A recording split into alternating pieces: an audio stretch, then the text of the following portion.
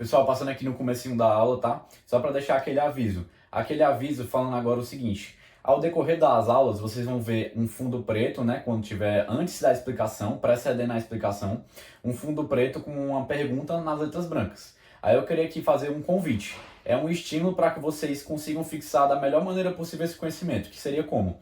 Quando surgir uma pergunta, vocês pausam e tentam responder da melhor maneira que conseguirem. Então, assim, a pessoa só conseguiu falar duas coisas ali em relação à pergunta. Já está de excelente tamanho. Conseguiu falar mais? Melhor ainda. Mas comecem de alguma maneira, mesmo que falando uma, duas coisas sobre aquela pergunta, porque isso vai ajudar muito vocês a fixarem o conhecimento. Não precisa tomar muito tempo. Pausa ali, fica 20, 30 segundinhos e responde ali o que vier na cabeça. Porque isso vai ajudar o raciocínio de vocês a ganhar muita agilidade. Beleza? Então, sem mais delongas, vamos para a aula mesmo.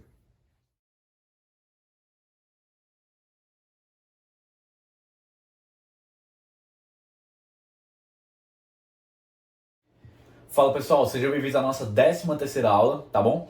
Agora a gente vai entrar numa nova sequência de aulas, certo? E nessa nova sequência de aulas a gente vai abordar especialmente o trato gastrointestinal, certo? Então vai ser quebrado ao longo das aulas para ficar de maneira mais didática, mais fácil de explicar, em diferentes partes do trato digestório, né? Mas antes de iniciar a aula de hoje, seria naquela porção mais inicial do trato digestório, eu queria conversar com vocês de alguns fundamentos que se aplicam ao sistema digestório de maneira como um todo, alguns dos fundamentos da fisiologia que envolvem esse sistema, tá bom? Então vamos aqui juntos traçar esse paralelo aqui, traçar esse caminho juntos, esse caminho do conhecimento, tá certo? Eu queria apresentar para vocês o seguinte: os autores geralmente eles trazem o quê? Eles trazem 5 fundamentos para explicar de maneira geral, de maneira geralzona, o sistema digestório quando a gente está falando de fisiologia, tá bom? E o que a gente vai fazer no decorrer das aulas, nessa aula e nas próximas, quando a gente vai abordando mais o trato digestório, a fisiologia desse trato, a gente vai estar fazendo nada mais, nada menos do que aproximar de maneira mais específica em cada um desses eventos que ocorrem em cada um desses próprios fundamentos, tá bom? Então já vou falar de um dos fundamentos, mas já estou adiantando, dando um spoiler, que seria a digestão, certo? Mas a gente vai aprofundar mais como é que ocorre essa digestão, onde ocorre, né? Como ocorre. Isso no decorrer de todas as aulas dessa nova sequência de aulas, tá bom? Mas sem mais delongas, vamos começar aqui com um exemplo que eu gosto de uma coisa mais real. Então digamos que eu fui naquele churrasco, saiu a carne lá, tinha um amigo meu fazendo carne e tal, aí começou a liberar a carne. Aí, imagina aqui que todo mundo já foi no churrasco. Aí ele liberou aquela, sei lá, pedaço de picanha, aí ele cortou ali, aí eu já comi a picanha. Na picanha a gente tem o quê? Proteína, que é carne, mas também tem lipídios. Porque também tem aquela bandinha de gordura, né? Pra quem gosta também. Mas, beleza, comi ali a picanha pra não me alongar muito. Aí, beleza. Aí saiu também, sei lá, aquela macaxeira. Saiu uma macaxeira, ou saiu o arroz mesmo, saiu alguma coisa assim. Aí, beleza. Aí eu já fui lá e comi o arroz. Pronto. Por exemplo, já comi o arroz. O arroz é nada mais, nada menos do que um exemplo de carboidrato.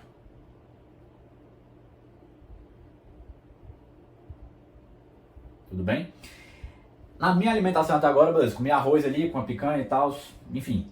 Até agora a gente já tem aqui, já no que eu comecei a me alimentar, aí já vou entrar nesse mérito de por onde começa, né, a boca e tudo mais, já falo isso. Mas aqui eu já comecei a falar com vocês sobre os macronutrientes, com esse meu exemplo. São nada mais ou menos do que proteína, lipídios e carboidratos. Tudo bem? E no meio desses macronutrientes, o cara lá, meu amigo, fez uma carne muito boa, botou o sal, colocou ali outras coisas, além do arroz também, saiu aquele queijo coalho derretido, e o queijo coalho derretido com melaço. E esse queijo coalho tem o quê? Tem justamente o quê? Também tem, por exemplo, outras coisas, e na própria carne, né? Então, vamos lá, primeiro pela carne, salgou ali a carne, botou sal. Então ali a gente já tem sódio. Também, como eu dei o exemplo, né? Se é aquele queijo coalho derretido logo em seguida, já comi o queijo coalho. O queijo coalho tem o quê? É rico em cálcio também.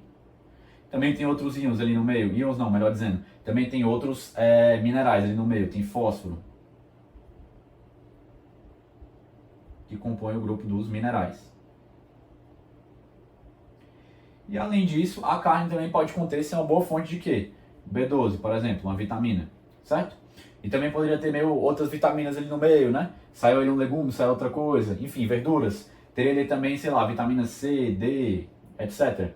Esse conjunto de vitaminas e minerais compõem o que a gente chama de micronutrientes. Tudo bem? Então, beleza. Por que eu estou falando? Por que tá falando de macro e micronutrientes, Pedro? Porque isso é importante para a gente entender a importância dos processos que ocorrem no sistema digestório. Como assim? O que o Pedro comeu? Até agora que a gente falou, arroz, comeu carne com gordura, né? Comi também queijo. E tudo isso inicia como mastigando, justamente inicia aqui o início de tudo isso que eu estou falando, é precisamente a boca.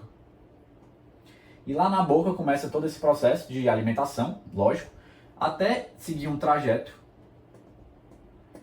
e chegar depois no próprio ânus, tudo bem? Então há todo esse trajeto que vai da boca ao ânus. Então o trato digestório, esse que eu quero que vocês peguem aqui com esse exemplo todo, ele é o quê? Ele é um tubo que conecta como se fosse indo da boca ao ânus, certo? E ele é dividido didaticamente, ele é um tubo, de fato é, mas ele é dividido didaticamente em diferentes porções. Então da boca depois vem o esôfago, depois vem o intestino delgado, melhor dizendo, perdão. Depois do esôfago vem o estômago. Depois do estômago vem o intestino delgado. Depois aqui vem o intestino grosso. Depois vem o canal retal. Até chegar ao ânus, certo? E aqui no meio disso tudo a gente também tem glândulas acessórias participando. Pâncreas. Fígado. Glândulas salivares.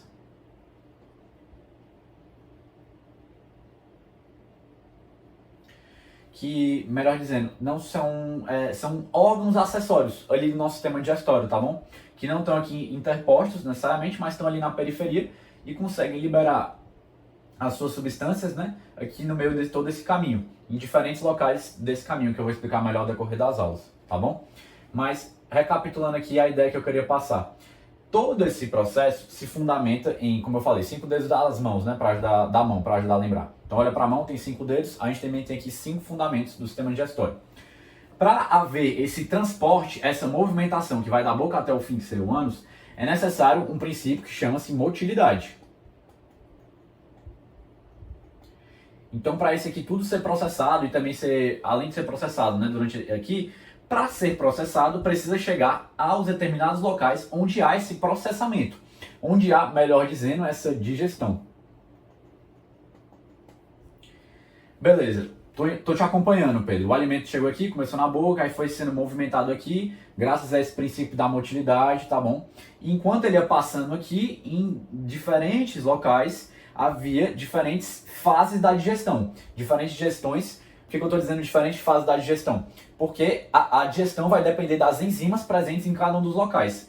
E essas enzimas não são nada mais, nada menos do que secretadas por diferentes células em diferentes locais. Então aqui já entra outro princípio para a gente, que é a secreção. Pedro, por que diabos está falando tudo isso? Para que tem que ter essa motilidade, tem que caminhar, tem que ter a digestão, tem que ter a secreção? Porque o objetivo final do sistema digestório, aí eu vou fazer o link aqui, é fazer uma absorção eficiente de macro e micronutrientes. Então, qual o objetivo final do sistema digestório? Qual o objetivo, a finalidade, o propósito dele? A absorção de macro e micronutrientes. Então, aqui já entra o nosso o quarto fundamento, a absorção. Pedro, e por que tem que isso tudo? Por que não pode ser a carne, o arroz e o queijo ser simplesmente absorvidos de uma vez? Porque, o que acontece? Nas nossas células tem uma certa justaposição, isso lá é o epitélio, especialmente ali na região aqui do intestino delgado, certo? E esse epitélio, eu vou mostrar no decorrer das próximas aulas, mas estou só adiantando. Esse epitélio só permite a passagem de moléculas, melhor dizendo, de substâncias bem pequenininhas, bolinhas praticamente. E o arroz, a carne, o queijo, são coisas muito grandes, quando a gente até engole e tudo mais. Então, para isso, ele tem que ser quebrado. Então, eu vou pegar aqui o exemplo da carne, né, que seria um churrasco, né, o principal, que eu estava comentando aqui do churrasco, inclusive, né. A carne é essencialmente proteína. Eu quero que vocês pensem na proteína como um grande Lego. Acho que todo mundo já brincou com um Lego alguma vez na vida. É aquele brinquedo que você vai montando as pecinhas, né? Pode ser outras marcas aí, sei lá, mas eu peguei aqui o Lego. Imagine que a carne é justamente esse lego e no decorrer da passagem da carne, da proteína, desse lego no nosso trato digestório, há uma quebra do lego até ficar só as pecinhas. As pecinhas, pessoal, como a gente está falando de proteína, não são nada mais nada menos do que os aminoácidos. E esse papel do nosso trato digestório de digestão, que o próprio nome já nos intui, esse papel é proporcionado graças à ação de enzimas que são secretadas. E essas enzimas vão ser justamente quem vai intermediar esse processo de quebra do lego. Esse processo de quebra dos macronutrientes até eles ficarem bem pequenininhos. Cuidado para não confundir como se micronutrientes fossem os aminoácidos, por exemplo. Não é isso, tá, pessoal? Mas os micronutrientes são outra coisa, por isso que eu até fiz esse esclarecimento aqui. Micronutrientes são minerais e vitaminas, tá bom? Então vai haver essa quebra da proteína, que no caso que eu escolhi o churrasco, né? Em aminoácidos. Vai ter a quebra dessa peça grande de Lego, um helicóptero de Lego, sei lá, naquelas pequenas pecinhas, nos aminoácidos. Para que o nosso corpo possa pegar essas pecinhas e ele, por sua vez, construir o que for do interesse dele. Novas células, novos tecidos. Então o nosso corpo reaproveita essas pecinhas num processo chamado depois, que vocês vão ver depois melhor nas próximas aulas, tá bom? Num processo que depois eu vou comentar. Não vou me alongar aqui porque senão vai demandar muito tempo. Mas esse aqui são os 4 fundamentos mais importantes, mas por último existe justamente a excreção, que eu botei até na mão como se fosse o dedo mindinho para ajudar vocês a lembrarem que a excreção é importante, mas enfim, não é tão importante como os outros 4 aqui, tá certo? Que é justamente o que não foi absorvido vai ser justamente o quê? Excretado para o meio externo, tá bom? Então isso aqui é um panorama geral que eu queria fazer, perpassando com vocês dos fundamentos da fisiologia do sistema digestório. Para que ele existe? Com que finalidade? A finalidade da nutrição. Melhor dizendo, a finalidade de absorver macro e micronutrientes. Para que haja essa absorção, é necessário que haja um movimento desse alimento ao longo do meu trato digestório. Graças a isso, a gente tem esse fundamento da motilidade. Já vou entrar como ele ocorre. E durante essa passagem que vai da boca ao ânus, há o processo de digestão, que é essa quebra desse alimento que está no tamanho maior, desse legozão, em pequenas pecinhas que são passíveis agora de finalmente serem absorvidas, tudo bem? E esse processo de quebra, esse processo de digestão, se dá tanto de maneira mecânica, tudo bem? Mas eu estou focando aqui mais na química. Esse processo de digestão, focando mais na química, na parte química da digestão, funciona, existe, ocorre graças à presença de enzimas. Enzimas que são nada mais nada menos do que enzimas que são secretadas no trato digestório. Por fim, o que não foi absorvido vai ser finalmente excretado. Então só recapitulando tudo que já foi dito e dando aqui um panoramazão bem geral para ajudar vocês no decorrer das aulas. Eu acho que focar agora, entender bem essa parte daqui, vai nos ajudar muito a andar com mais agilidade e eficiência nas próximas aulas, beleza? E nessa aula também de hoje, tá bom? Então é isso.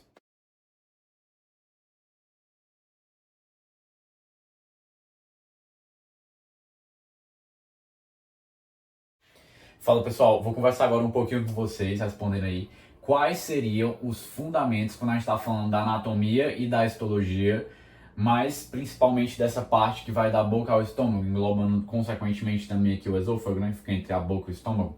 Então vamos junto nessa, beleza? Eu vou começar aqui logicamente pela boca, né, então pegando lá o exemplo do começo da aula, digamos que eu estou naquele churrasco, comecei a alimentar ali, comer uma carne, alguma coisa, né? E já aqui no início, na boca, vai ter a formação do que a gente chama de bolo alimentar, que vai ser justamente essa massa alimentar, essa massa de alimento ali, que começou já a sofrer uma certa digestão na boca. Depois eu vou adentrar nisso com um pouquinho mais de calma, mas já vale destacar que aqui na boca a gente tem tanto uma digestão mecânica, como também uma digestão química, tá certo? Vou botar uma letrinha pequena, mas para caber tudo, tá bom? Por isso que eu estou escrevendo um pouquinho mais pequeno. Mas, enfim, vamos focar aqui, não tanto em fisiologia, porque isso eu vou comentar um pouquinho mais para frente depois, focar mais na parte de anatomia e histologia mesmo. Então vale destacar que aqui na boca a gente tem os dentes aqui que compõem a arcada dentária mais superior e os dentes que compõem aqui a arcada dentária mais inferior. Também na boca a gente tem justamente, vou apagar aqui esse bolo alimentar, tá certo, galera? E também aqui na boca a gente tem justamente a própria língua. A língua, pessoal, é nada mais nada menos do que um músculo. E a língua vai ter um papel muito importante justamente promover essa melhor movimentação do alimento ali na boca e também participar da deglutição, para o alimento conseguir chegar na parte mais posterior ali da própria cavidade oral, né? Já vou comentar um pouquinho melhor sobre ela, que já seria a faringe. Mas guardem só essa informação aqui da língua ser um verdadeiro músculo, certo? Aqui também, na parte mais superior, a gente tem o quê? A gente tem o que eu estou pintando aqui agora, o palato duro. E aqui também no finalzinho a gente tem aqui, que eu estou pintando agora, o palato mole. Aqui acima, evidentemente, tá até o nariz aqui, a gente teria justamente a cavidade nasal, tá certo? E aqui o que eu vou pintar agora, pessoal, talvez seja uma das coisas mais importantes aqui quando a gente tá falando de anatomia da boca pra gente, que é justamente o quê? Só colocar aqui justamente como se fosse mais assim, certo? Aqui seria justamente a parte mais posterior da boca.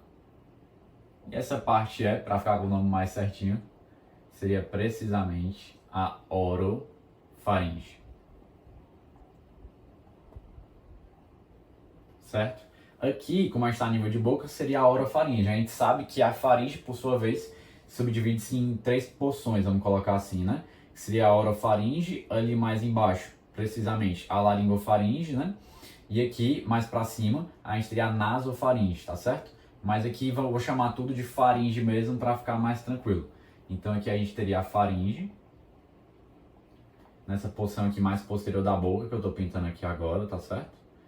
A faringe não é o que eu estou pintando, seria mais a área aqui, tá certo, pessoal? Esse aqui meio que já é unido. Mas aqui eu estou pintando a porção mais posterior da faringe, por sua vez.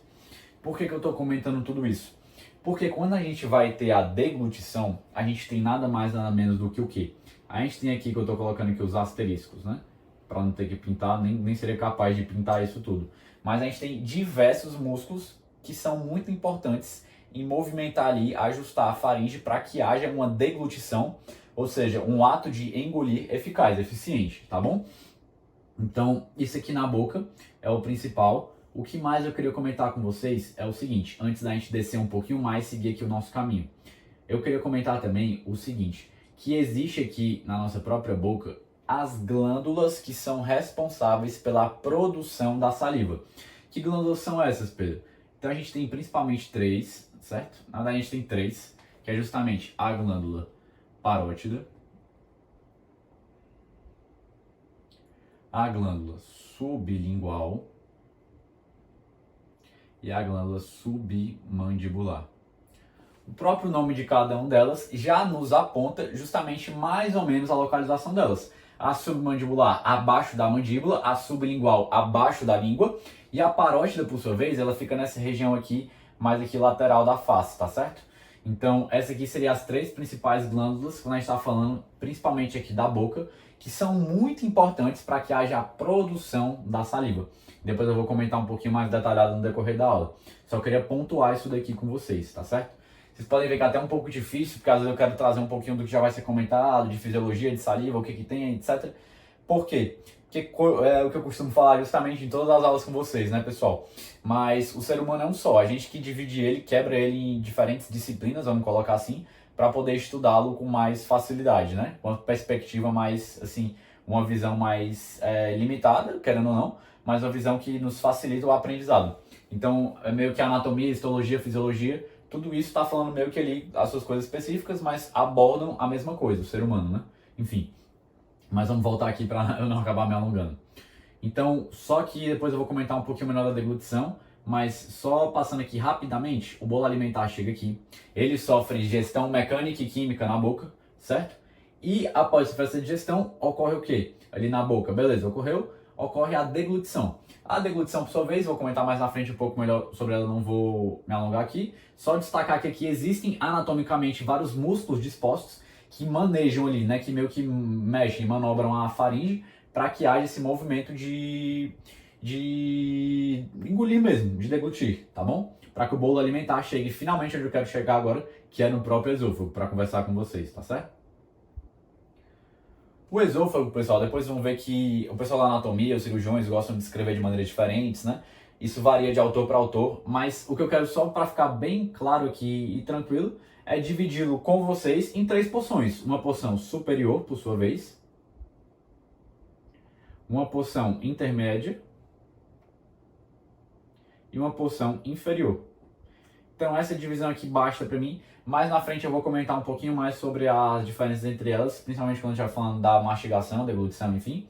Mas eu queria que isso aqui ficasse guardado e que aqui a gente tem uma estrutura anatômica muito importante, que é o próprio esfíncter esofágico superior. Certo. E aproveitando aqui esse gancho do esfíncter esofágico superior, explicar o seguinte, que a faringe, apaga aqui a palavra esôfago, que vocês já sabem que aqui a gente está falando do esôfago, a faringe, ela pode dar tanto passagem para o esôfago, tudo bem?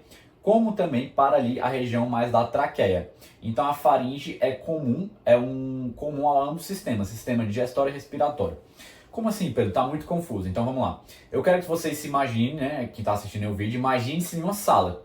Essa sala que você está, essa sala tem duas portas, tudo bem? Essa primeira porta, vamos colocar assim, se a gente estivesse imaginando na sala uma porta da esquerda, por exemplo.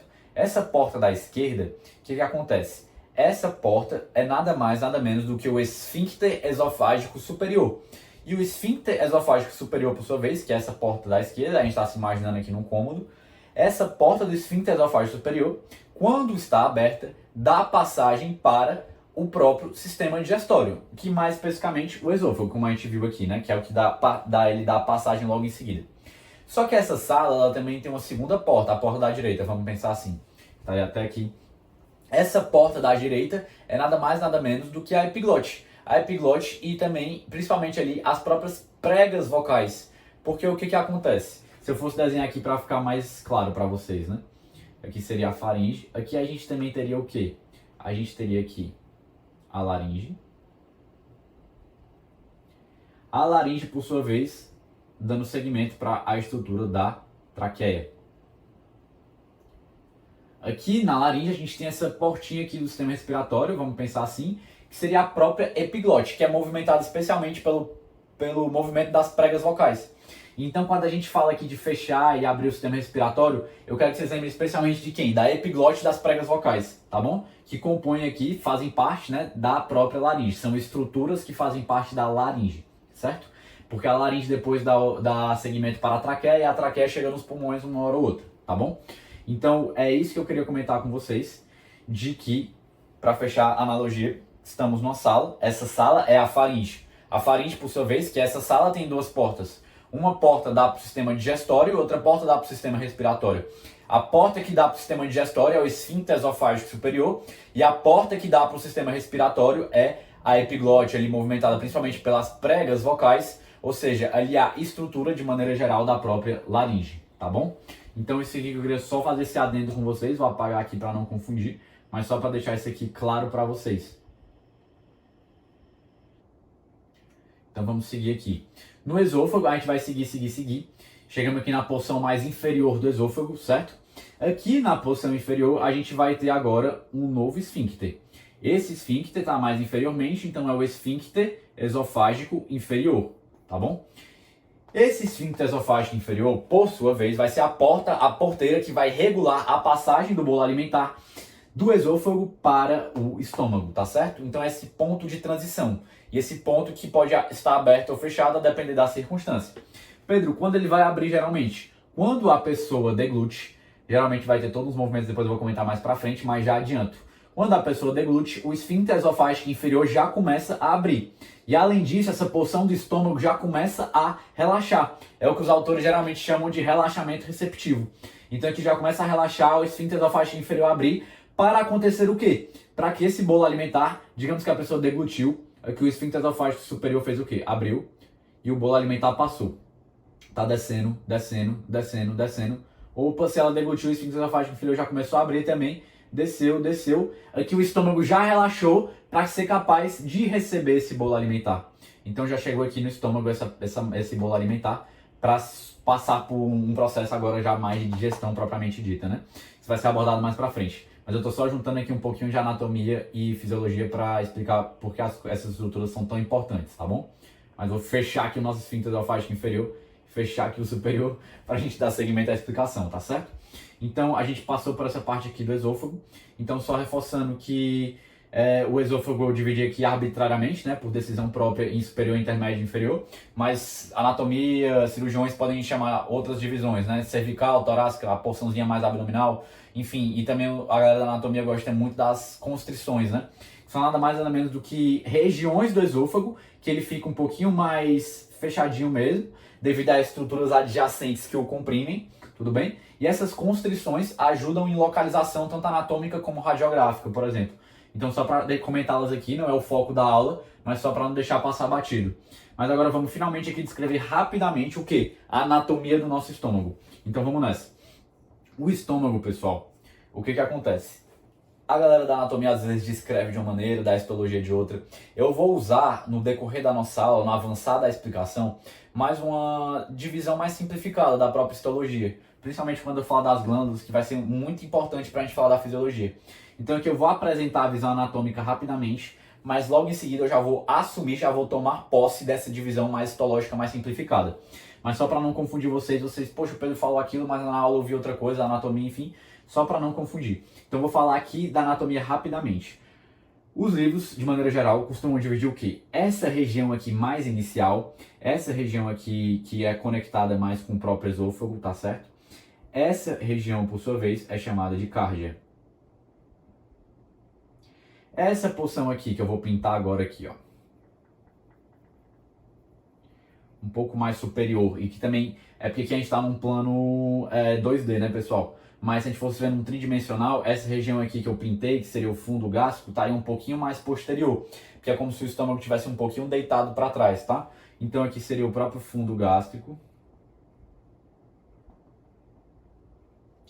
Aqui seria, eu vou pintar agora de preto, né? A parte predominante do próprio estômago.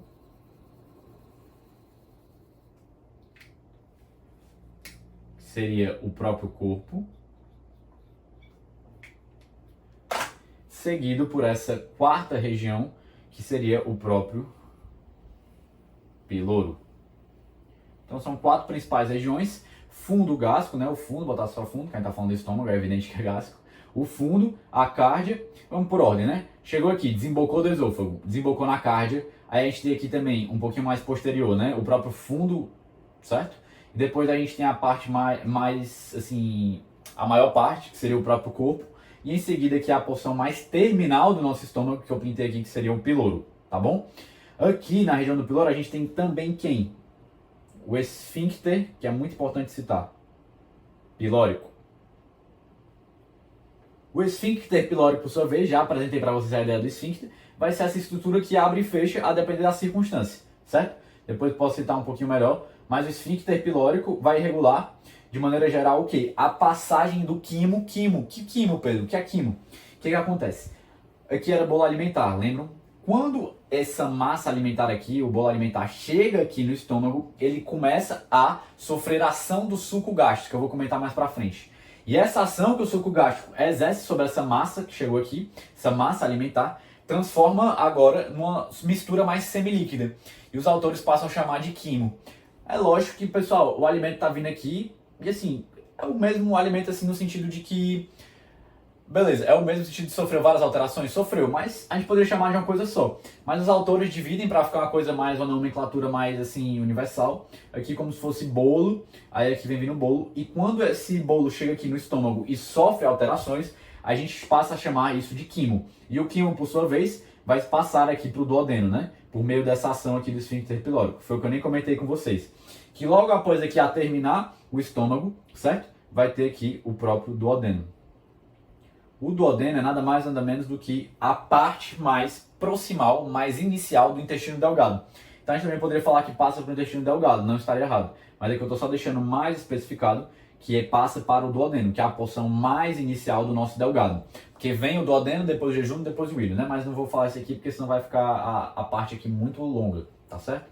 Eu queria só apresentar isso aqui para vocês. E agora eu vou simplificar isso tudo, vou deixar aqui essa divisão mais anatômica, mas eu vou simplificar como o pessoal da histologia geralmente faz, que chamam essa aqui de região cárdica, aqui a região pilórica, então a região mais proximal, região cárdica, a região mais terminal, a região mais terminal, região pilórica, E entre a região cárdica e região pilórica, chamam-se de região fúndica, certo? Que é essa região aqui que seria o restão, que a gente vê que na anatomia que costumam chamar mais de corpo, né? Mas o pessoal da histologia chama mais de região fúndica. Então, só repetindo, porque vai ser a nomenclatura que eu vou usar mais ao longo da aula, região fúndica, fundo, né? Essa parte daqui. Região cárdica, região fúndica e a própria região pilórica, tá certo? Então, isso aqui é o geralzão de anatomia que eu quero dar para vocês. Falar agora aqui de histologia. Então, eu vou dar um zoom aqui mais na região, por exemplo, do nosso esôfago.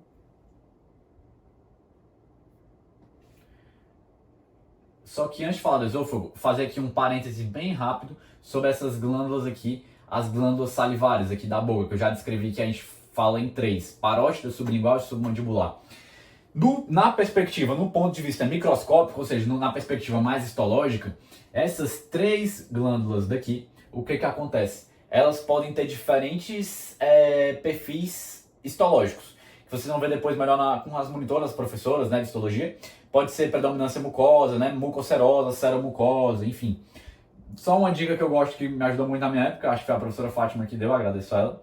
Mas a submandibular tem predomínio seromucoso, porque a gente vai só pelas letrinhas aqui, né? Submandibular, o S vem antes do M, seromucoso. Então depois vão ver isso. E essas glândulas, por sua vez, do ponto de vista histológico, são divididas principalmente em ácinos e ductos. Os ácinos é quem secreta, né? Libera propriamente dita a saliva. E os ductos é quem conduz essa saliva até formar os ductos maiores, que eu não falei tanto na anatomia, mas essas glândulas formam ductos maiores e esses ductos vão desembocar onde, Pedro? Precisamente na boca, que é onde a saliva vai chegar. Então a gente tem aqui ácinos e ductos também, que é um adendo aqui da histologia, só para explicar como essas glândulas salivares se subdividem no ponto de vista mais histológico. Mas aqui não o foco muito pra gente. Eu queria focar aqui agora com vocês no seguinte: isso é muito importante para a gente seguir com agilidade nas próximas aulas. Que as estruturas, quando a gente está falando do trato digestório, lembram que eu falei que o trato digestório é precisamente como se fosse um tubo que vai continuando ali todo o seu percurso, um tubo, né, um trajeto, enfim. Esse tubo, por sua vez, apesar de ter alterações no decorrer do trajeto, né, no decorrer do passar do espaço, né, por exemplo, o estômago não é igual ao delgado, não é igual ao grosso, em estrutura precisamente histológica ali, mas tem 4 estruturas que são comuns a qualquer porção desse tubo, tá bom? E é isso que eu quero que vocês guardem. Essas 4 estruturas são quais? Então eu vou desenhar aqui, certo? O seguinte, aqui seria o lúmen do tubo, tá?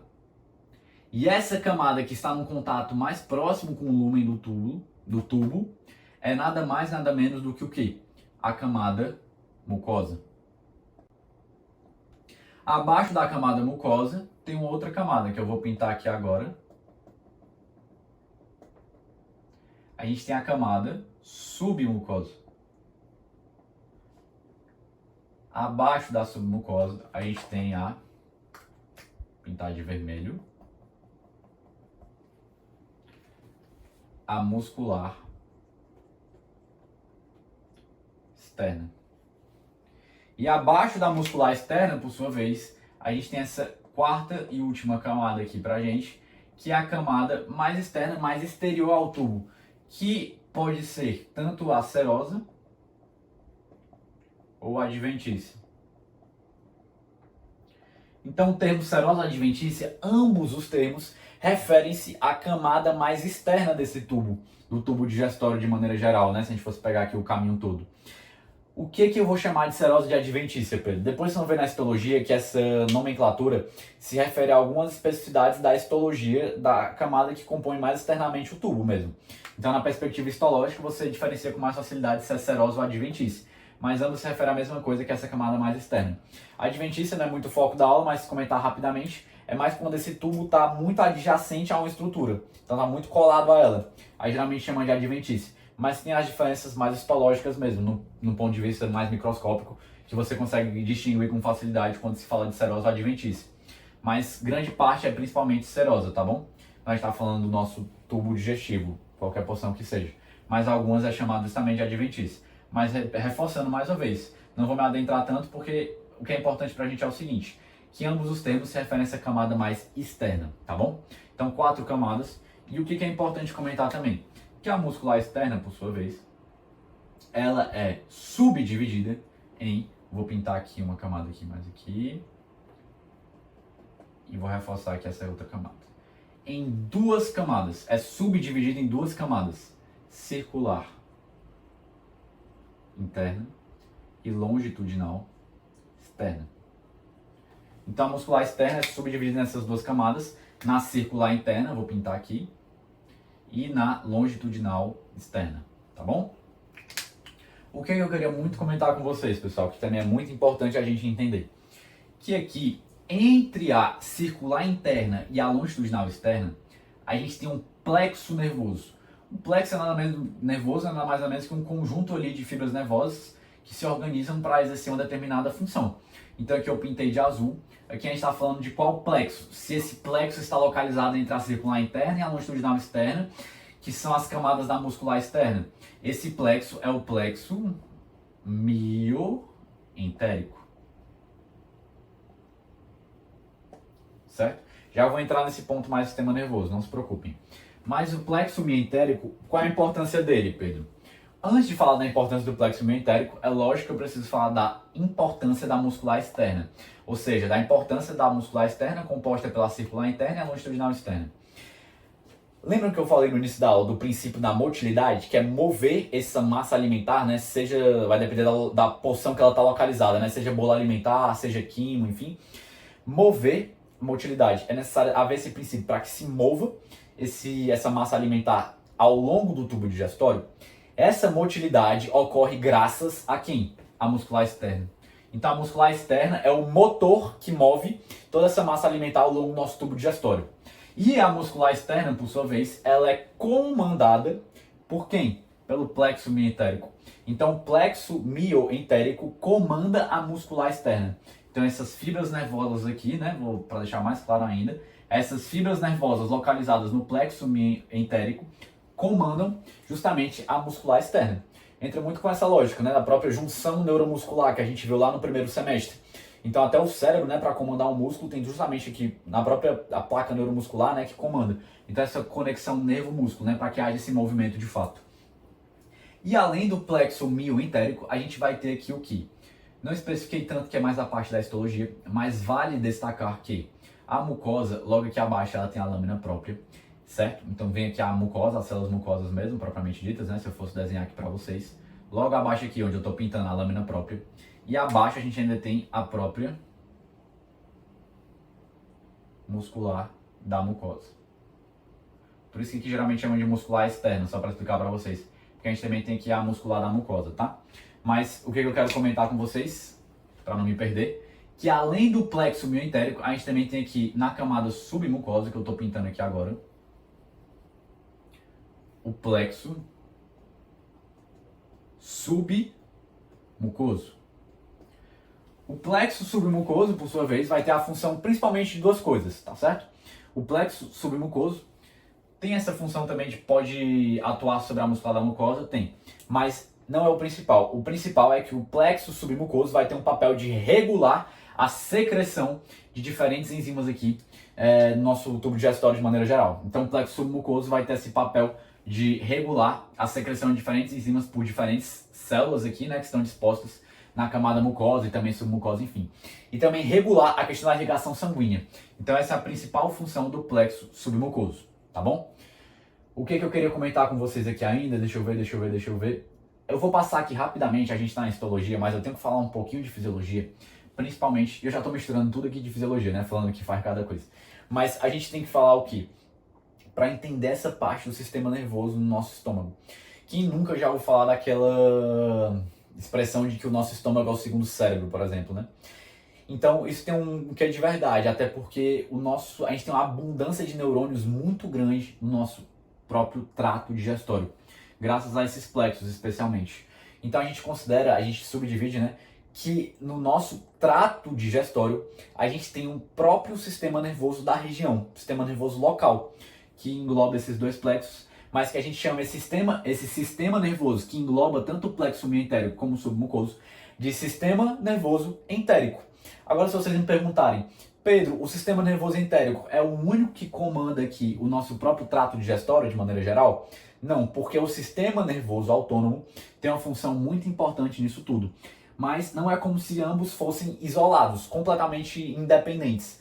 O sistema nervoso autônomo, por sua vez, influencia no próprio sistema nervoso entérico, tá bom? Apesar de que o sistema nervoso entérico pode atuar ali em algumas circunstâncias, inclusive de maneira mais autônoma, né, independente, mas numa condição mais fisiológica, ambos se correlacionam, tanto o sistema nervoso entérico como o sistema nervoso autônomo. E qual é o estímulo do sistema nervoso autônomo que faz o nosso trato digestório trabalhar mais? É principalmente não, é o sistema nervoso parasimpático, o sistema nervoso autônomo parasimpático.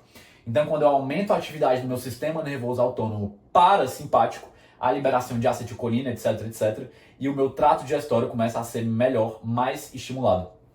Tudo bem? Então, só para aproveitar esse gancho e falar tudo isso, explicar esses termos para vocês, tá bom? Então, falei aqui principalmente da histologia, me adentrei muita coisa de fisiologia. Então, esse aqui é a estrutura basicamente comum quando a gente está falando do nosso trato digestório. E ela se aplica, então, justamente a quem? Ao próprio esôfago e também ao próprio estômago, tá certo? Tem algumas diferenças justamente de própria estrutura, né? O estômago é mais dilatado mesmo do que o esôfago, mas as camadas permanecem essas 4 essenciais: mucosa, submucosa, muscular externa, serosa adventícia. Beleza? Então, esse aqui é o principal que eu queria comentar de vocês do trato digestório de maneira geral. E agora eu quero focar mais o quê? Antes de focar na histologia do estômago, só pontuar que aqui no esôfago, depois vão ver melhor a histologia, a gente também tem glândulas que produzem muco. Muco que reveste aqui o esôfago e ajudam também a proteger essa camada mucosa, tá certo? Não vou especificar tanto essas glândulas, porque enfim, não é aula de histologia, mas eu vou logo aqui direto para o nosso estômago. Então eu vou dar um zoom no estômago, só revisando e recapitulando. Lembram que eu pedi para vocês dividirem região cárdica, região fúndica e região pilórica? Que a galera mais da histologia usa assim? Então eu vou dar um zoom aqui na região justamente fúndica, que é onde a gente tem o que eu quero mais falar com vocês, que é o principal, que é a glândula gástrica, que também pode ser chamada de fúndica, porque está justamente localizada abundantemente na região fúndica. Aqui na região cárdica também tem as glândulas cárdicas, aqui na região pilórica também tem as glândulas pilóricas, mas enfim, o que eu quero que fique é essa glândula gástrica, pessoal, porque ela é muito importante para a gente entender já já. Então aqui na região fúndica a gente tem a glândula fúndica, certo? Porque justamente está na região fúndica, que também pode ser chamada de glândula gástrica. E aqui, por sua vez, a gente vai ter diferentes tipos celulares, tá certo? Vou começar apontando logo esses daqui.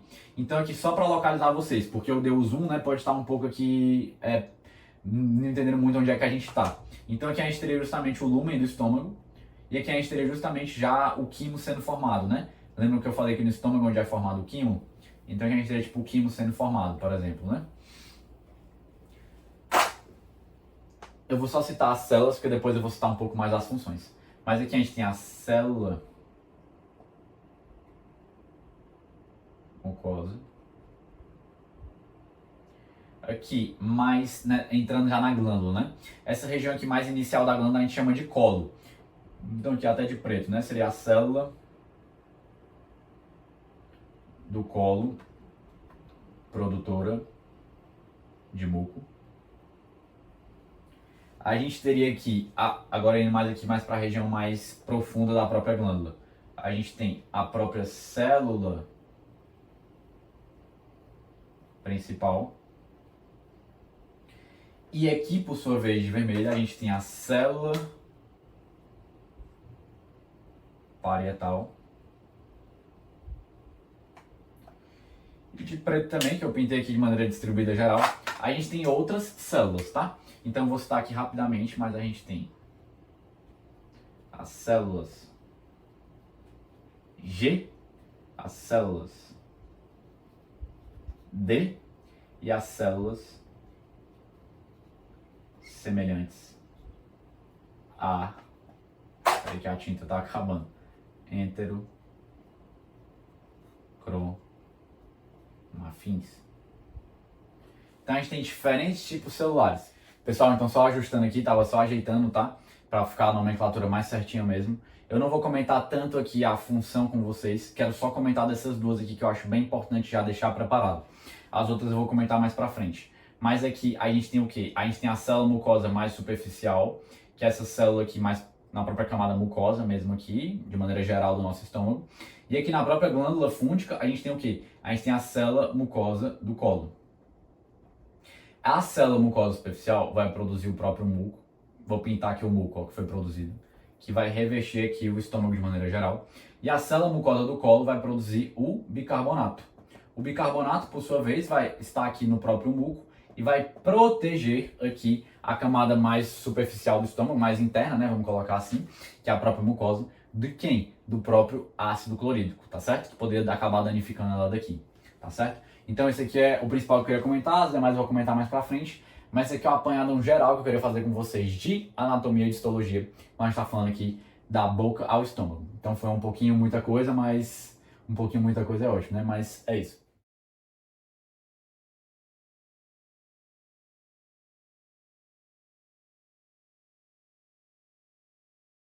Vamos lá então, pessoal, respondendo aqui a pergunta, qual é a importância dos estímulos externos quando a gente está falando desse processo de digestão que que ocorre no nosso trato digestório. Então vamos lá. É importante a gente entender que a digestão começa antes mesmo do alimento entrar em contato com a nossa boca, que seria o nosso ponto inicial, vamos pensar assim. Como assim, Pedro? Como é que isso é possível? É o que eu vou tentar explicar aqui de maneira bem sucinta, não detalhando tanto as vias e tudo, mas de maneira mais sucinta para melhorar o aprendizado e compreensão de vocês. Então, os autores geralmente descrevem essa fase da digestão que antecede o próprio contato do alimento com o trato digestório, contato físico, eles chamam essa fase geralmente de fase cefálica, que vai levar em conta o quê?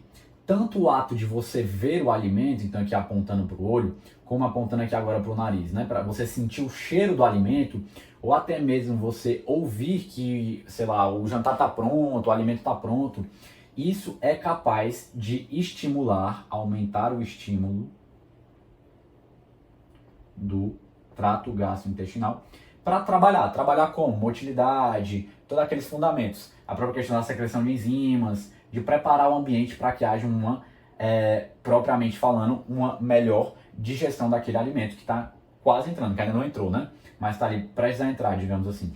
Então, esse estímulo do TGI é aumentado graças a esses estímulos próprios externos. Já vou entrar mais ou menos como é que isso acontece. Mas, então, só para agrupar aqui para a gente, tanto a parte auditiva, como a parte visual, como a parte olfativa, compõem algumas das partes, né, subfases, né, da própria fase cefálica. Então, essas próprias contribuem para um maior estímulo do trato gastrointestinal, já por sua vez.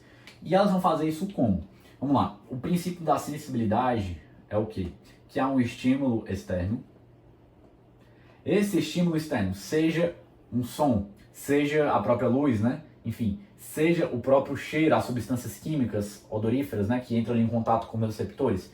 Esse estímulo externo chega de alguma forma e estimula os próprios receptores. Os receptores, por sua vez, dão origem às fibras aferentes. As fibras aferentes, de uma hora ou outra, chegam aqui, como a gente está falando mais dessa parte aqui de estímulos externos para a digestão, chegam ali especialmente no nosso cérebro. Vou botar encéfalo que vai ficar, você vai entender por quê. Porque chega no nosso encéfalo, chega tanto ali em regiões como o sistema límbico, outras regiões do nosso encéfalo, mas também chega ali no próprio tronco encefálico, especialmente ali na região do tronco cefálico.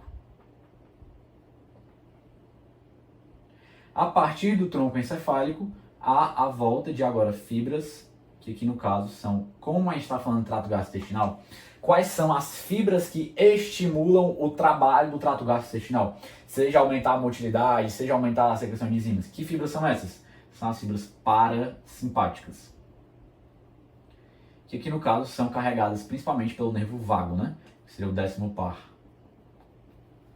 Enfim, então aqui são especialmente as fibras simpáticas que vão chegar finalmente aqui no nosso trato gastrointestinal e lá elas vão entrar em contato, pessoal, com outras fibras pós-ganglionares ali dispostas no próprio trato gastrointestinal. Não vou entrar tanto nessa especificidade, mas entender que há um estímulo parasimpático muito importante aqui para o nosso trato gastrointestinal.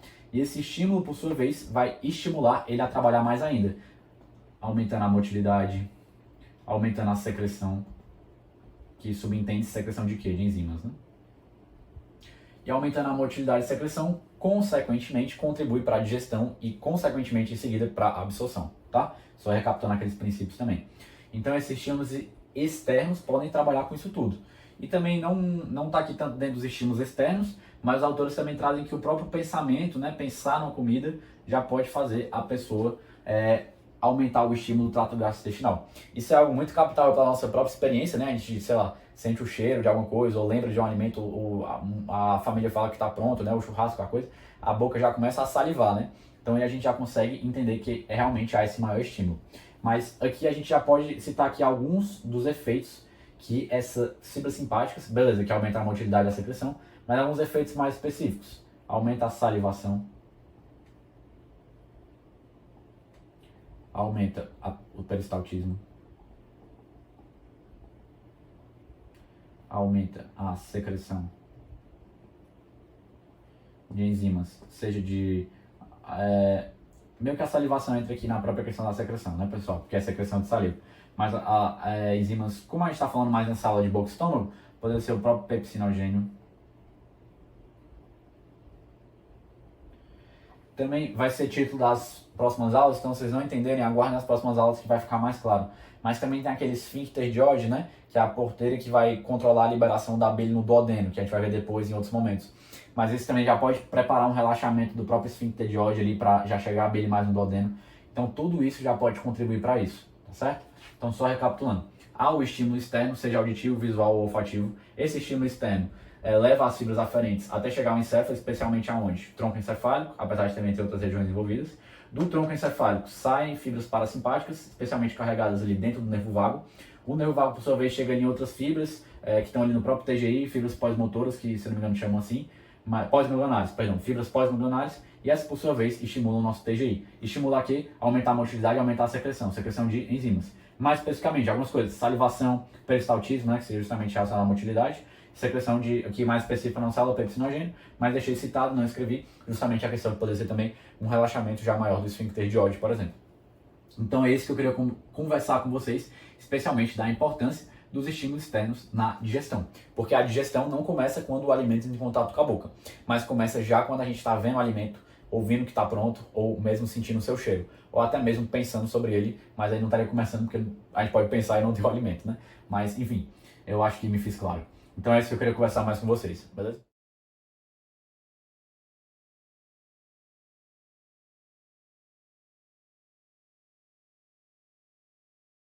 Pessoal, então vamos lá. Respondendo aí, eu vou falar um pouquinho agora, um pouco mais da mastigação e a sua importância quando a gente está falando do processo de digestão.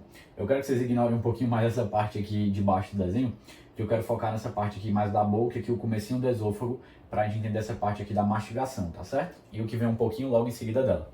Ignorem isso aqui um pouquinho, que eu já tinha deixado, mas já vocês vão entender por quê. Olhando aqui para cima, então, eu já comecei a citar até anatomicamente, que existem os próprios dentes, que são essenciais para a gente ter uma mastigação eficiente. E os dentes foram projetados, pessoal, da maneira muito bonita para que possa haver tanto a questão da trituração, como também a questão de cortar o alimento, né? A questão ali de amassar mais o alimento, de preparar ele. Então os dentes estão dispostos, tanto na arcada dentária superior como inferior, para que a mastigação, ou seja, a digestão mecânica,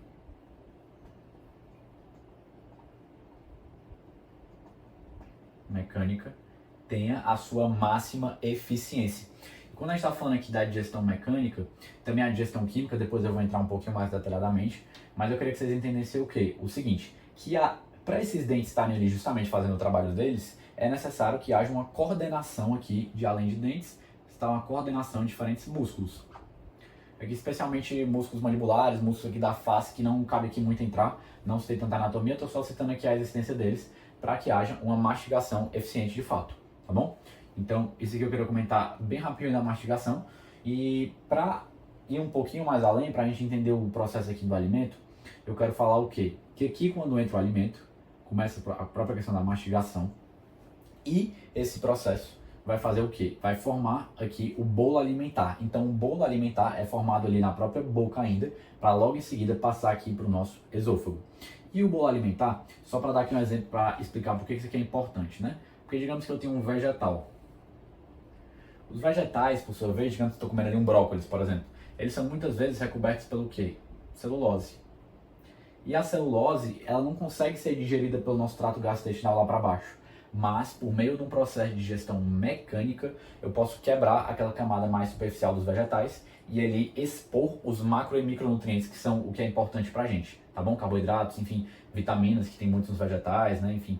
Então, esse aqui é a importância prática, um exemplo prático do porquê é importante uma mastigação. Porque a gente até mastiga, menino, mastiga, fala para as crianças, né? Quando a gente é criança também ouve muito, né? Mastiga mais. É justamente para isso, para que haja uma digestão mais adequada. Porque vamos pensar assim, se eu tenho aqui uma área de superfície desse brócolis inteiro, se eu começar a mastigar e quebrar ele, eu aumento a área de superfície, porque justamente ficam pedacinhos menores. E isso facilita, isso predispõe a uma melhor, justamente o quê? Uma melhor digestão.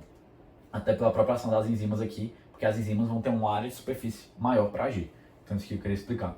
Após a mastigação, a gente vai ter o quê? Um outro processo que eu não vou entrar tanto, que é um processo até um tanto quanto complexo, e alongaria muita aula, mas seria o processo de deglutição. O que eu quero que vocês entendam é o seguinte, que a deglutição, ela tem uma fase ali mais da fase mais involuntária, que a gente chama, perdão, voluntária, para logo em seguida vir uma fase mais involuntária, tá? Então a gente mesmo sabe que para a gente engolir, para a gente deglutir, a gente tem que conscientemente fazer algo. Mas depois que o alimento já começa a se localizar aqui, né? Se fosse desenhar para vocês aqui, na região mais posterior aqui da faringe, né? Que no caso seria a orofaringe, já dá início a um processo um pouco mais involuntário. Isso aqui é uma coisa que eu queria explicar para vocês o seguinte, que esse processo involuntário, ele conta também, especialmente aqui a gente teria mais ou menos aqui no tronco cefálico, né? Digamos que seria aqui, o desenho não está tão fidedigno, então a gente teria o bulbo. O bulbo é, por sua vez, o centro da deglutição. Então aqui a gente teria fibras nervosas, né, aferentes, que levariam para o bulbo eferentes, e o bulbo levaria essas fibras eferentes para os músculos aqui dispostos, para que houvesse uma coordenação da deglutição. Que, apesar de ter um início, como eu falei, voluntário, também tem uma fase que é involuntária, certo? Então o bulbo atua especialmente nessa fase mais involuntária. E depois, aqui a gente teria, eu já até comentei com vocês, mas na parte de anatomia, então não vou ficar repetindo tanto, mas justamente a abertura aqui finalmente do esfíncter esofágico superior para adentrar no esôfago. Eu já vou conversar um pouquinho melhor do esôfago com vocês. Já quero adiantar o seguinte do esôfago, que aqueles textos que eu falei, né, superior, intermédio e inferior, o terço superior do esôfago, ou seja, esse terço daqui, ele é composto especialmente de músculo estriado. Se é estriado, esquelético, quer dizer justamente que está num controle mais consciente mesmo.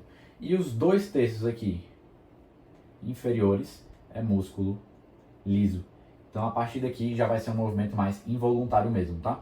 Então eu só queria comentar aqui isso bem rapidinho da deglutição, para a gente entender que aqui da boca tem a mastigação, tudo bem? Mas antes de chegar no esôfago também tem esse processo da deglutição, que envolve tanto uma fase voluntária como uma fase involuntária. E aqui tem o bulbo participando especialmente da fase involuntária, tá certo? Eu já expliquei algumas coisas de outras coisas que há o fechamento do palato mole, e fechando-se o palato mole, o que acontece? Eu não tenho a passagem do alimento para a cavidade nasal. Também há o fechamento aqui, não está desenhado a laringe e a traqueia, mas há um fechamento da epiglote das cordas vocais para que não entre alimento aqui. Tudo isso também está articulado nessa coisa que eu falei até que é bem complexa, que seria o processo da deglutição. Mas reforçando, eu não vou focar tanto aqui, tá? Queria só focar nisso, preparar esse aqui do esôfago para comentar um pouquinho depois melhor sobre ele. Então só recapitulando, foca aqui a mastigação, não é isso? A mastigação é o processo de digestão mecânica que ocorre na boca graças à presença de dentes e músculos. E essa mastigação é muito importante para que eu aumente a área de superfície dos alimentos, especialmente alimentos como vegetais, por exemplo, que tem a celulose que não seja degradada pelas enzimas. E aumentando essa área de superfície, eu favoreço a digestão e, consequentemente, a absorção de mais macro e micronutrientes, beleza?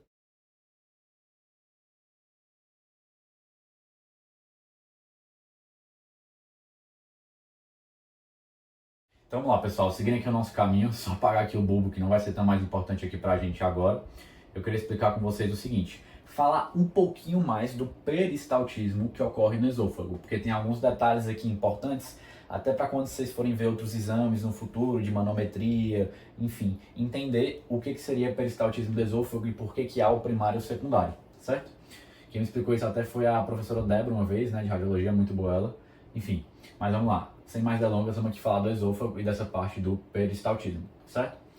Então aqui a gente teve justamente toda aquela questão da deglutição, que eu resumi para vocês como tendo uma fase voluntária e uma fase involuntária, mas vamos entender que essa fase, essa voluntária e involuntária, ela na verdade pode ser classificada, e é mais comumente classificada pelos autores, se eu não me engano até o Guyton, como 3 fases, tá bom? E o que me interessa mais é essa terceira e última fase, que é a fase esofágica, que é uma fase que ainda compõe a própria deglutição, tá certo? O que acontece nessa fase esofágica? Aqui não tem justamente todo o reflexo que eu falei para vocês, que ocorre aqui na região da faringe, para que o bolo alimentar seja propelido finalmente aqui para o esôfago.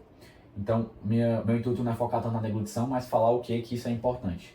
Esses reflexos que se iniciam aqui na deglutição, esses reflexos que induzem um peristaltismo que vai desde aqui da faringe até seguir ali ao esôfago, esses reflexos que começam aqui na faringe, certo? Aqui pelos músculos da faringe e tudo mais agindo, esses reflexos, esses estímulos, vamos pensar assim, esses estímulos passam também para o esôfago. E esses estímulos que passam da faringe, né, que iniciaram ali com todo o reflexo ali, quando o alimento, principalmente quando o bolo alimentar, né, encosta aqui na parede posterior da faringe. Esses reflexos que se iniciaram aqui também passam para o esôfago. E quando esse reflexo passa para o esôfago, esse movimento que causa também no esôfago é chamado de peristaltismo primário. Ah, Pedro, esqueci o que é peristaltismo, você explicou, mas só recapitula. Peristaltismo não é nada mais nada menos do que a propulsão, impelir para frente, empurrar para frente o alimento, certo? Alimento ou saliva ou algo, né? Vou botar algo aqui que pode ser saliva também, você pode engolir saliva, né? Água, enfim. Para frente algo, certo? E o peristaltismo vai ser chamado de primário, aqui a nível esofágico, quando é esse peristaltismo que vem dessa própria passagem dos próprios estímulos, os reflexos, né, melhor dizendo, que iniciaram aqui na faringe para o esôfago. Isso vai permitir que o bolo alimentar vá descendo, descendo, descendo, descendo, descendo, até passar aqui, abriu quem? Esfíncter esofágico inferior, acho que eu já até comentei anteriormente, e finalmente chegar no estômago, tá bom? Só que além do peristaltismo primário, o que pode acontecer? Digamos que esse estímulo que passou daqui para cá, né, da faringe, né, todo esse centro aqui de reflexo que envolve o bolo, beleza, passou aqui para o esôfago, mas não foi suficiente. O bolo alimentar está aqui ainda, ó, porque foi muito grande, digamos, né? O que pode acontecer? Agora o esôfago pode começar a se distender, ou seja, aumentar aqui o seu diâmetro, certo? Então o esôfago começou a distender e isso pode desencadear ali pelo próprio sistema nervoso ali intrínseco do próprio esôfago, né, que está ali dentro, que seria especialmente quem? Plexo mientérico, lembram? Pode desencadear agora novas ondas de peristaltismo, que a gente chama de peristaltismo secundário. Vão ter nada mais nada menos do que o objetivo de propelir esse alimento também até rumo ao estômago, tá certo? A diferença é que a peristaltismo primário é essa que vem das ondas da própria faringe para o esôfago, e o secundário é causado majoritariamente, em sua grande parte, por a distensão do esôfago pelo próprio bolo alimentar. Porém, o secundário eu vou até colocar aqui, né, para vocês associarem com essa ideia de distensão do esôfago.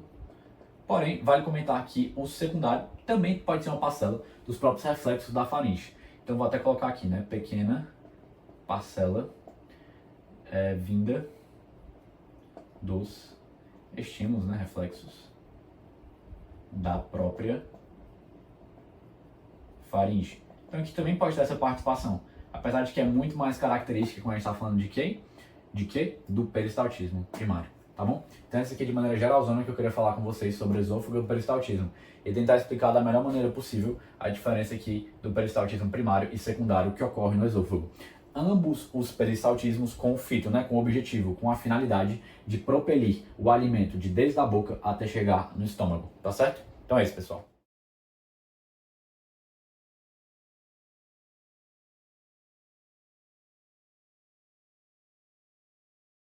Então vamos lá, pessoal, finalmente eu vou falar dessa parte aqui do desenho que ficou meio que fora da explicação até agora, né? Mas eu vou querer comentar agora com vocês das principais enzimas envolvidas no processo de digestão, quando a gente está falando do trajeto que vai da boca ao estômago, tá? Então vamos juntos aqui, começando pela boca mesmo.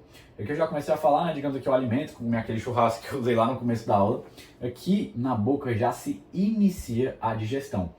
Tanto por meio da digestão mecânica, eu já comentei um pouquinho melhor agora há pouco na parte da mastigação, como também aqui é o que eu vou querer focar agora mais que ocorre na boca, que seria a parte não mais mecânica, que também é importante, mas agora eu quero focar mais na parte da digestão química, que vai se dar especialmente por ação de enzimas. Essas enzimas são liberadas principalmente por as próprias glândulas que a gente viu lá no começo de anatomia, glândulas parótidas, sublinguais e submandibulares, tá certo? Essas enzimas, pessoal, aqui na boca é bem tranquilo, são principalmente duas, que é a pitialina e a própria lipase, certo? Salivar, porque a gente também tem outras lipases ao decorrer do trato digestório, né? Por exemplo, as lipases pancreáticas, que são liberadas ali no duodeno, né? Mas não precisamos saber disso agora, eu vou comentar lá nas próximas aulas. Mas aqui eu quero que vocês pensem em quem? É que quando eu estou falando a nível de boca, ou seja, a nível de saliva, a gente tem a lipase salivar, mas tem principalmente aqui, que é o que geralmente é mais destacado pelos autores, que é a pitialina. Pitialina, pessoal, é nada mais ou menos do que um alfa, né? Um tipo, alfa é para subespecificar um tipo, um alfa amilase. A amilase, lembra que eu falei lá no início da explicação, nos princípios, que proteínas, eu peguei a proteína como exemplo, mas também posso usar os carboidratos. É como se o carboidrato, na forma mais macro, né, que seria como se fosse um polissacarídeo, enfim, ele é como se fosse a peça do Lego, tipo um helicóptero de Lego, e se é quebrado, né, jogado no chão, por exemplo, aquele Lego, ele se despedaça em vários pedacinhos, e os pedacinhos, aqui no caso, seriam, quando a gente está falando de carboidratos, ou a própria glicose. Mas aqui a gente pode ter justamente já o quê? A quebra do amido, que é como se fosse uma pecinha ainda não tão desmontada, tá bom? Uma peça intermediária entre o polissacarídeo, que é a granulona, e a glicose. A gente poderia ter o amido ali na própria boca já. E esse amido já seria quebrado pela própria amilase. Aqui não é o foco de falar o que o amido gera, né, depois de ser quebrado, para não ficar tanta coisa. Só para explicar o que é a alfa-amilase, o que ela faz? É quebra de carboidratos, bom? E a lipase, por sua vez, quebra de lipídios. Então na boca a gente já começa a digestão química de carboidratos e de lipídios. Do próprio arroz, do exemplo que eu usei, e também daquela bandinha da picanha de gordura. Já iniciaria essa digestão química na própria boca, graças a essas enzimas. Além disso, na própria saliva, eu não comentei tanto no começo, mas também tem a mucina, que serve simplesmente para lubrificar o alimento, né? Para que quando você engula não doa o próprio esôfago, né? Não, melhor dizendo, não escorie o próprio esôfago, né? Não danifique ele. Então, além das enzimas, também essa própria substância umidificante, vamos pensar assim, que deixa ali o alimento mais fácil de deslizar ali pelo trato digestório, tá bom? Então, esse aqui é o principal que eu queria conversar sobre as enzimas a nível de boca, né? A nível de saliva, melhor dizendo, aqui, para falar com vocês. Agora, beleza. Teve todo o processo aqui de mastigação, deglutição, peristaltismo primário e secundário, beleza, esôfago. Chegamos finalmente no estômago. Comentar agora um pouquinho mais sobre as enzimas que há ali no estômago, especialmente aqui na região do fundo do estômago. Então vamos nessa. Demos zoom aqui, já apresentei para vocês a estrutura mais no começo da aula, na parte de histologia. Então aqui seria a glândula gástrica, e o que eu quero focar aqui é nas células que a gente encontra aqui, tá certo? Coloquei aqui várias coresinhas, mas eu não tenho tantas cores de pincéis, só botei 3, mas poderia ter usado mais, porque aqui a gente tem mais tipos celulares do que 3, tem outros tipos de célula, além de só 3 tipos, né? Mas vou começar aqui pelos os dois principais tipos, de azul aqui, célula principal. Vou botar aqui de vermelho. Que eu já até comentei com vocês, mas recapitulando, né? Célula parietal. Recapitulando para a gente entender o que elas fazem. O resto eu vou botar de azul mesmo, pessoal, por causa das cores. Mas tem a célula aqui G, célula D, célula semelhante a enterocromafins. Células semelhantes a enterocromafins, certo? Além disso, também tem aqueles tipos aqui da própria células da mucosa, né? Então, vocês lembram aqui que seria o lumen do estômago, aqui estaria o bolo alimentar, que agora já, na verdade, chamaria-se de quimo, porque já está vendo essa mistura ali e o processo de digestão no estômago, aí ganha o nome daquela nova substância, né? De quimo. E aqui, tudo bem, só para localizar vocês, a gente também tem as células da mucosa, que vão poder liberar muco, também tem células aqui mais da região do colo, que também liberam muco, bicarbonato, enfim, para justamente, aqui seria tipo muco, bicarbonato, tá? Para proteger aqui o tecido do estômago, né?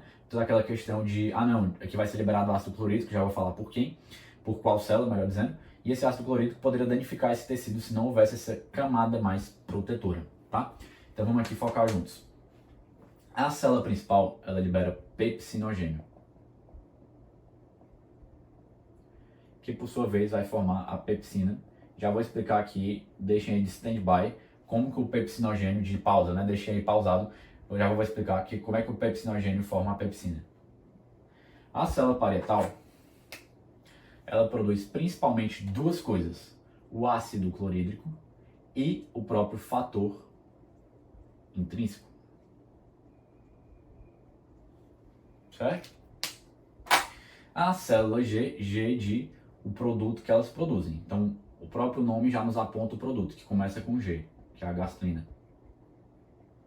As células D produzem a somatostatina. Já vou explicar cada um deles o que fazem.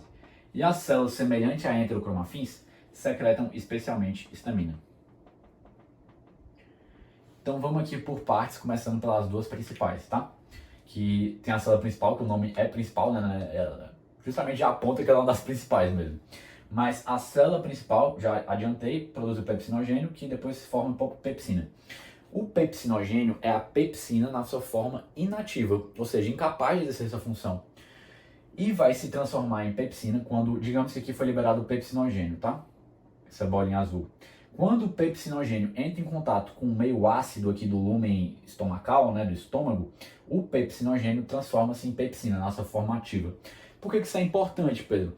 Porque se já fosse produzido pepsina aqui direto, poderia ocorrer um processo de autodigestão do estômago. Porque a pepsina, ela realiza a quebra de quê? De proteínas, tá certo? Então já poderia começar a ser quebrado a própria proteína, que é o tecido. O tecido do estômago também contém proteínas, colágeno, enfim. E já poderia ocorrer esse processo de autodigestão. Por isso que é importante que seja liberado em pepsinogênio, armazenado aqui em pepsinogênio e liberado em pepsinogênio. Porque aí só vai se tornar funcional quando entrar em contato com o meio ácido, aí aqui pode começar o processo de digestão, sem danificar aqui o tecido do estômago. Ficou aqui mais para baixo mesmo, né, no desenho. Mas enfim, por isso que é importante ser pepsinogênio e depois que é em contato com o meio ácido, se transformar em pepsina, para que não haja essa autodigestão do estômago. Célula parietal libera o HCl. O HCl é muito importante para propiciar um meio adequado à digestão de proteínas, que é um processo que é iniciado aqui no estômago, mas vale esse detalhe que eu não citei lá na pepsina. A pepsina, ela não quebra a proteína em aminoácido ainda, que seria na menor peçazinha, né? Tá? A pepsina, ela faz o quê? Ela inicia a digestão de proteínas, tudo bem? Então a pepsina inicia a digestão de proteínas. Mas quem vai acabar, finalizar essa digestão de proteínas e finalmente formar a pecinha menorzinha do Lego seria justamente ali no próprio duodeno, por meio de outras enzimas liberadas pelo pâncreas. Mas isso é tema das próximas aulas. O que eu quero que vocês guardem é o seguinte, que a pepsina, ela faz o quê? Ela dá início à digestão de proteínas, mas não finaliza o processo, tá bom? Dito isso, HCl, voltando aqui para a nossa célula parietal, é liberada aqui pela célula parietal, depois eu vou detalhar no mais no decorrer da aula como essa produção se dá, mas vai ser importante para cá essa digestão mais adequada das próprias proteínas. O fator intrínseco, que é produzido aqui pela célula parietal, é uma substância que vai ter o papel de ligar-se à vitamina B12. Então o fator intrínseco liga-se aqui à vitamina B12. Mas isso não significa que a absorção de vitamina B12 se dê no estômago. Significa que somente o fato de que é no estômago, pela glândula gástrica, mais especificamente pela célula parietal, que o fator intrínseco é liberado. E esse fator intrínseco vai ser importante para a ligação da B12. Mas a absorção do fator intrínseco B12, né, vai ocorrer não no estômago, mas mais para frente ali, principalmente mais no intestino delgado, na sua porção mais terminal, tá? Mas só citar que esse fator aqui produzido pelo estômago é muitíssimo importante. Eu já falei das duas principais, essas outras três, elas são nada mais nada menos do que indivíduos que compõem uma orquestra. Essa orquestra vai ser a orquestra que vai trabalhar para que a célula parietal a célula principal e parietal sejam comandadas a fazer o melhor trabalho possível. Vamos entender um pouquinho mais dessa orquestra. As células G, elas liberam gastrina a partir de estímulos, por exemplo, do próprio sistema nervoso parasimpático, que eu falei já que estimula bem o trato gastrointestinal. E as células G são estimuladas por isso para, por sua vez, liberar a gastrina. A gastrina vai atuar nada mais nada menos, pessoal, do que estimulando especialmente a célula parietal a produzir mais HCl. Tudo bem? E, nesse sentido, vai citar logo a célula semelhante a enterocromafins. Que as células semelhantes a enterocromafins, elas vão liberar o quê? Vão liberar a histamina, e a histamina, por sua vez, pode atuar tanto nas células G como também nas parietais, mas enfim, principalmente, diretamente a histamina atua na célula G, tá? Aí a célula G vai liberar mais gastrina e a gastrina vai estimular a parietal a produzir mais HCl. Então, só para não ficar muita informação, as células semelhantes a enterocromafins estimulam indiretamente a produção de HCl. Não é diretamente porque ela não atua diretamente na célula parietal, mas ela atua na célula G e, consequentemente, uma hora ou outra acaba aumentando a produção de HCl, beleza? As células D, eu gosto de pensar justamente naquela ideia, né? A ideia de que D de deu por hoje, assim, não quero mais. Deu o quê? Deu a produção de HCl, deu a produção de ácido clorídrico, pode parar. Então as células D, quando elas liberam somatostatina, isso vai exercer um efeito de inibição na célula parietal, para que a célula parietal diminua a sua produção de ácido clorídrico. Tudo bem? Então, esse aqui é o principal da articulação dessa orquestra entre essas diferentes células. Então, quem tem o papel mais importante de realmente produzir algo que vai agir, principal e parietal. As outras, elas servem especialmente para comandar, orquestrar a ação, né, a secreção dessas duas aqui de cima. Tudo bem? Então, ver aqui alguma coisa. É especialmente isso que eu queria falar com vocês, das enzimas que atuam especialmente na boca do estômago, tá? Então, no estômago, especialmente a pepsina, de enzima de fato, mas eu não podia deixar de falar dos outros fatores, outras substâncias que são produzidas, não são especificamente enzimas, mas que são substâncias essenciais para que haja um funcionamento adequado da principal e da parietal. Tudo meio que coligado, né, articulado com uma verdadeira orquestra muito bonita que ocorre no estômago, tá bom? Então esse aqui eu queria principalmente comentar com vocês de enzimas, principalmente enzimas quando a gente está falando de saliva, pitialina e lipase salivar, e também falando a nível de estômago, especialmente enzima mesmo, pepsina. Também no estômago, a liberação de lipase, tá pessoal? Mas é uma quantidade bem baixinha. Baixinha no sentido de que eu quero dizer. Contribui de maneira uma parcela bem não tão significativa, mas ali uns 10%, se não me engano, junto com a da saliva, para que haja uma digestão de lipídios. Mas a principal digestão dos lipídios vem por vir, vem para as próximas aulas, quando a gente estiver avançando nesse trajeto do trato digestório, beleza? Então esse aqui é o principal que eu queria abordar com vocês.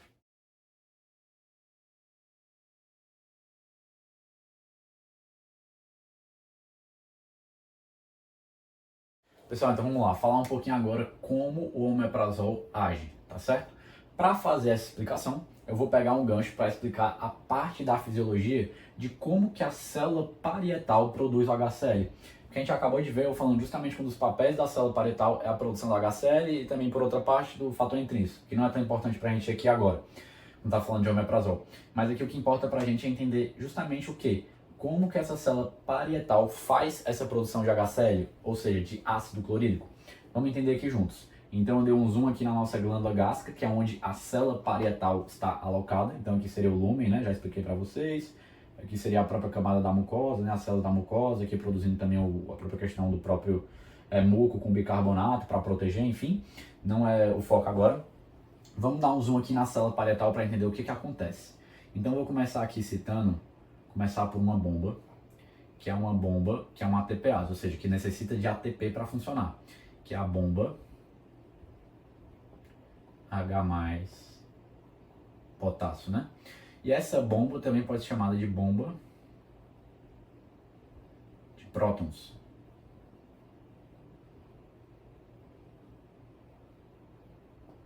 Certo? Essa bomba vai fazer o quê? Ela vai liberar aqui para o lúmen do estômago. Então aqui a gente está olhando para o lúmen, ali a gente está olhando para o interstício. Então aqui seria a membrana basolateral, como a gente já viu até, eu reforcei isso aqui muitas vezes nas aulas dos rins, né? Aqui a gente tem a membrana basolateral, que eu estou pintando. E aqui tem a membrana apical, ou seja, aquela membrana apical é a que está em contato aqui no caso com o lúmen do estômago, certo? Então aqui, essa bomba, voltando para ela vai fazer o quê? Ela vai liberar, né? Vai transportar do meio intracelular para o extra, né, que no caso seria o lúmen, um íon H+, e vai trazer para dentro um íon potássio. Esse íon potássio, por sua vez, ele pode vazar aqui por próprios canais de potássio aqui que estão abertos na própria membrana apical, tá? Então esse potássio pode vir aqui e vazar, certo? E o H+ vai vir para cá. Tá bom, eu comecei pela bomba, mas vocês podem estar se perguntando, né? De onde é que veio esse H+ aí que eu estou colocando como asterisco? Esse H+ intracelular. Então vamos lá, esse H+ veio do fato de que chegou aqui a matéria-prima, que é essencial para a gente entender esse processo todo. Chegou aqui dentro da célula parietal a água. Então eu pintar água aqui com essa bolinha azul, certo?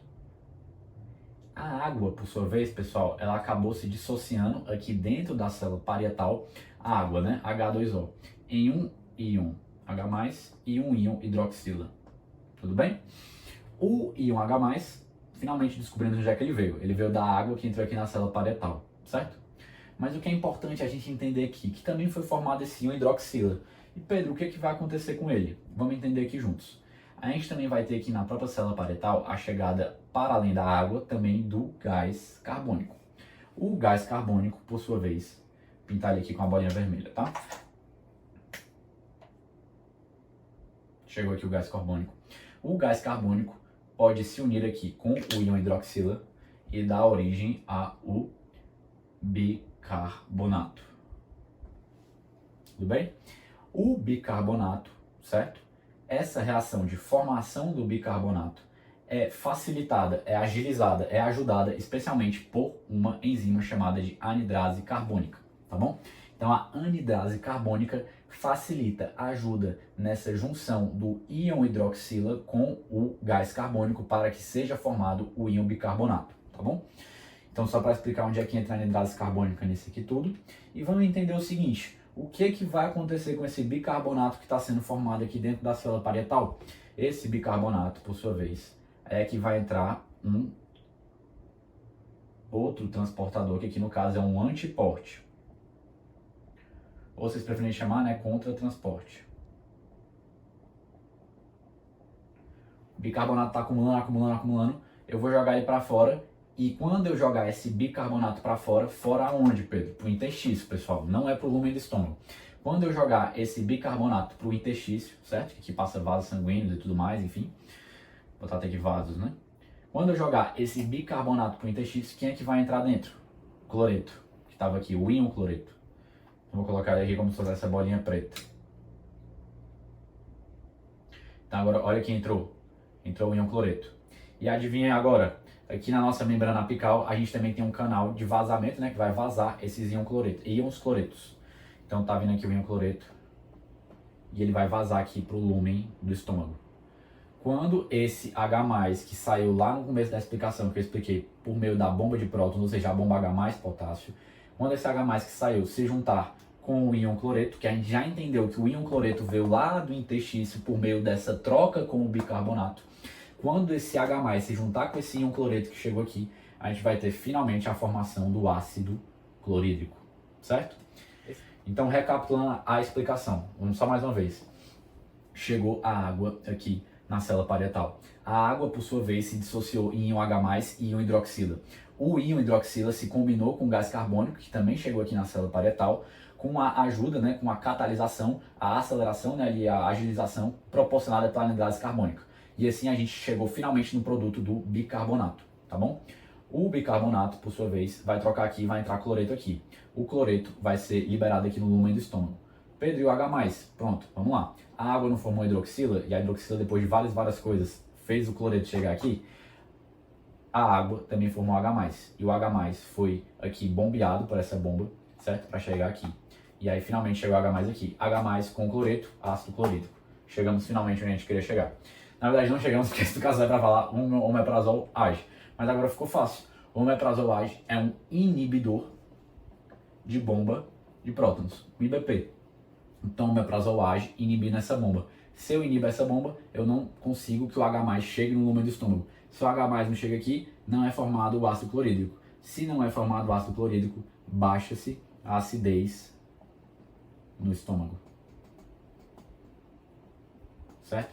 Então é isso que principalmente eu queria comentar com vocês. Beleza, pessoal?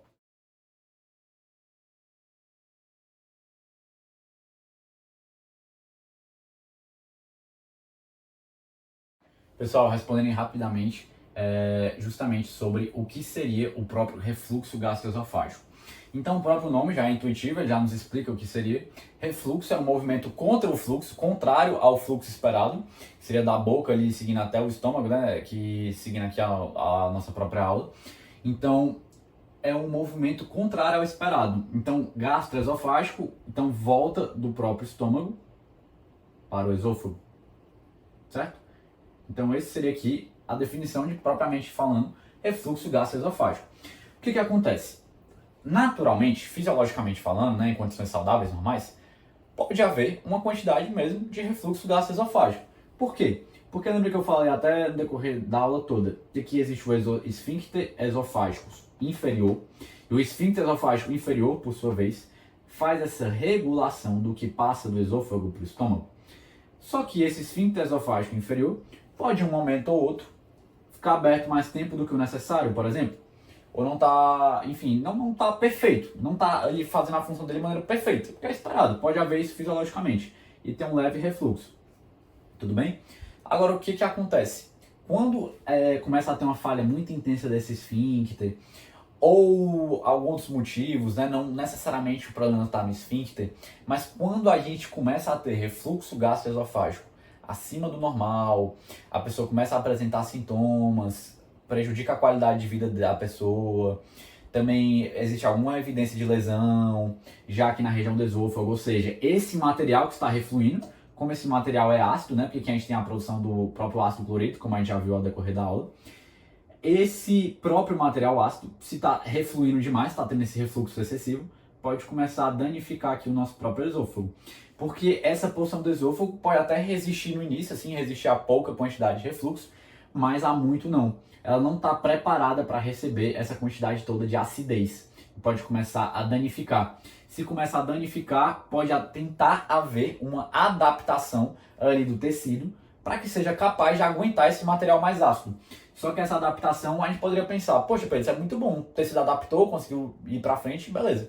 Só que essa adaptação, se perdurar, né, se, enfim, passar por algumas etapas que eu não vou entrar tanto aqui, a gente pode começar a aparecer uma patologia chamada de esôfago de Barré. Que é quando a gente tem justamente uma metaplasia desse tecido aqui. Não vou adentrar tanto nesses conceitos, porque, enfim, isso é uma coisa mais específica. Mas quando sofre uma adaptação muito intensa, a gente pode começar a ter o esôfago de Barré. E aqui a gente não estaria mais num refluxo gastroesofágico fisiológico não, pessoal. Aqui a gente já estaria numa própria doença do refluxo gastroesofágico. Significa que toda doença do refluxo gastroesofágico, toda DRGE, vai levar a um esôfago de Barré? Não necessariamente, mas pode, se durar, né, se perdurar durante tanto tempo, esse dano repetitivo pode levar a uma metaplasia que não é tão boa, que é o esôfago de Barré. Por que não é tão boa, Pedro? Ainda não entendi. Porque, poxa, se estiver protegendo não está valendo? Porque isso aqui, alguns autores associam, né, que pode justamente o quê? Aumentar o risco da pessoa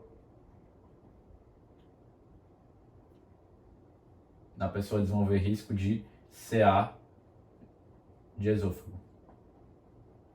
Próprio câncer de esôfago.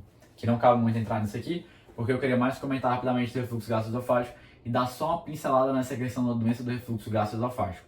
A doença do refluxo gastroesofágico, primeiro, ela é o quê? Ela é uma condição multifatorial, ou seja, um problema pode estar no esfíncter, claro, geralmente é o mais intuitivo, né? Há um problema aqui no esfíncter esofágico inferior, tudo bem, mas não necessariamente é só no esfíncter. Também pode ter alterações na própria composição das substâncias aqui, que vem do estômago para cá. Pode haver também justamente o que? Uma menor resistência aqui dessa parte aqui esofágica. Então é multifatorial, podem ter vários fatores envolvidos na patogênese, na formação dessa doença. Só queria citar com vocês também o que? Alguns fatores de risco e fatores que justamente favorecem o desenvolvimento da doença, né? Obesidade, gestação. Só para dar alguns exemplos. Por quê? Vamos pensar juntos, pessoal. O estômago está localizado dentro da cavidade abdominal. Se eu tenho obesidade, eu tenho uma quantidade de tecido adiposo muito grande, isso gera um peso ali dentro do meu abdômen e isso gera já chego na gestação, um aumento da pressão intra-abdominal. Se eu gero esse aumento da pressão intra-abdominal, porque é como se a gordura estivesse pesando mesmo na minha cavidade abdominal e comprimindo de fato aqui o estômago. O que pode acontecer se eu estou comprimindo aqui o estômago? Há uma maior facilidade do material que está aqui dentro refluir, sofrer refluxo, certo? Então obesidade é um.